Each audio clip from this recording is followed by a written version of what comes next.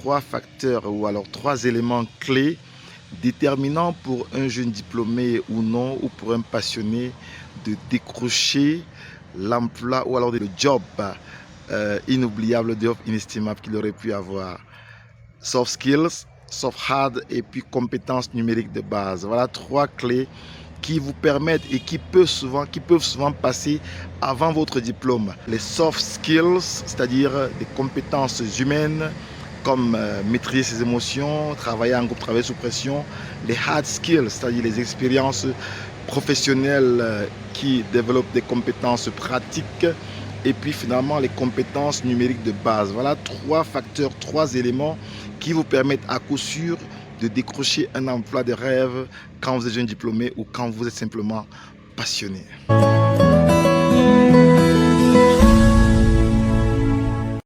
Bonjour, mon nom est Jocelyn Maglarioumi, tout petit ingénieur de télécommunications, blogueur, youtubeur, enseignant à l'UIT Fosso Victor de Banjul de l'Université de Tchang, département génie des réseaux et télécommunications et département informatique.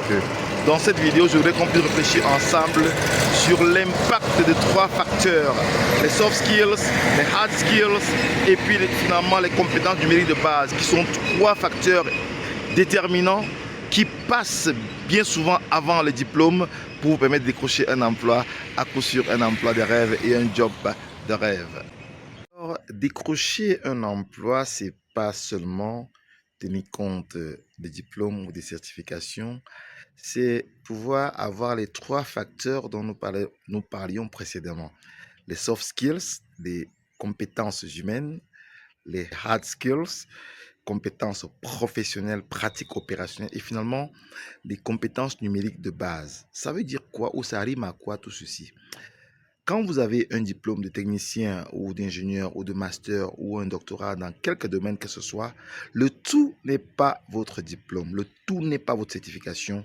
Il faut en plus de votre diplôme, en plus de votre certification, en plus de votre doctorat, de votre BTS, de votre master 4, master 8, tout ce que vous voulez, en plus de votre diplôme d'ingénieur, vous devez pouvoir démontrer des soft skills, c'est-à-dire des compétences humaines telles que l'art de parler en public, l'art de maîtriser ses émotions, travailler sous pression, l'art de travailler en équipe, en groupe et bien d'autres compétences humaines que vous devez avoir pour pouvoir intégrer un groupe. En deux, les hard skills, c'est-à-dire les compétences professionnelles.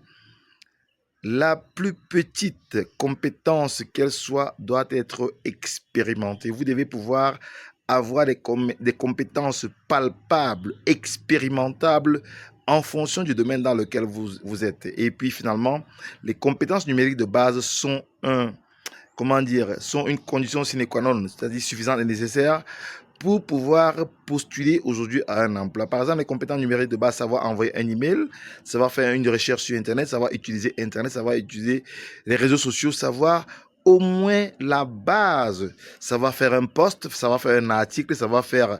Tout ceci ne demande pas forcément d'être un expert, mais savoir comment est-ce qu'on envoie un email à une personne, un email à 10 personnes, un email avec copie cachée, un email avec copie cachée et tout le reste. Donc, savoir comment faire toutes ces petites choses, savoir comment créer une page Facebook, savoir comment créer un compte Instagram, comment créer avoir un compte Telegram et tout le reste. Donc voilà les trois facteurs qui sont indispensables en plus de votre diplôme pour pouvoir espérer décrocher un bon job ou alors un emploi ou alors comme consultant ou bien comme, je vais dire quoi, comme collaborateur ou partenaire dans un projet quelconque. C'est notre contribution pour l'édification d'une jeunesse plus entreprenante, plus perspicace pour ne pas pleurnicher, mais se mettre résolument au travail pour développer les soft skills, pour développer les compétences pratiques, professionnelles, opérationnelles et finalement pour développer les compétences numériques de base.